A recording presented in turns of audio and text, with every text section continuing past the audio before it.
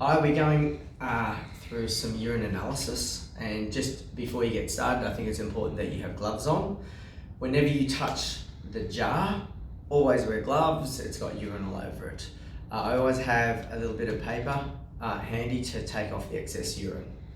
So I've got my urine sample. When you take your urine sample, ask the patient to go to the toilet, pass water for about 3 to 5 seconds, just to get rid of any sedimentation along the urinary tract. We can edit that out, and then get them to fill up the jar. Give the patient some gloves as well. Okay, so expose all of the squares to some urine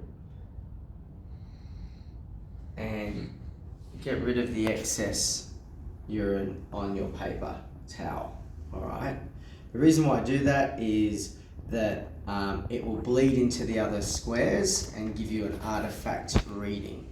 Okay, it's also important to determine how you hold the stick up against the jar. So yeah, I do need that lid back, and I'll hold the lid up against the jar like this, going through and assessing it. So I've got negative glucose, and basically I'm going to write down any of the colours that sort of change. So specific gravity change, so I'm going to chart that as 1010, and we've got a large trace of blood which we planted in there earlier because I just wanted to make sure that we found some kind of derangements in there.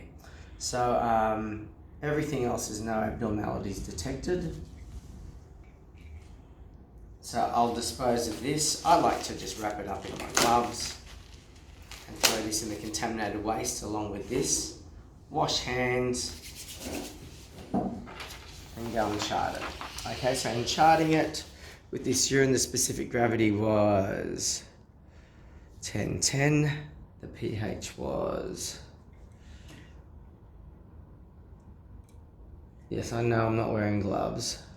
pH was 6.0, 6.5. There was a large trace of blood. So if you look at here, you can either put in the numerical reading or the large reading. So I'm just going to put down large for the blood. There was no leukocytes, no ketones. There was no nitrates or bilirubin, and everything else was negative. You can either just write that or you can write neg. Okay, so that's it for urine analysis. Just make sure that you dispose of your contaminated waste. I think that's the important thing about this, as well as charting and remembering. Sometimes you can't remember, sometimes people write it down as they go, but the important thing is that you get rid of your contaminated waste. I do like to give this a bit of a wipe down as well. Okay, thanks very much.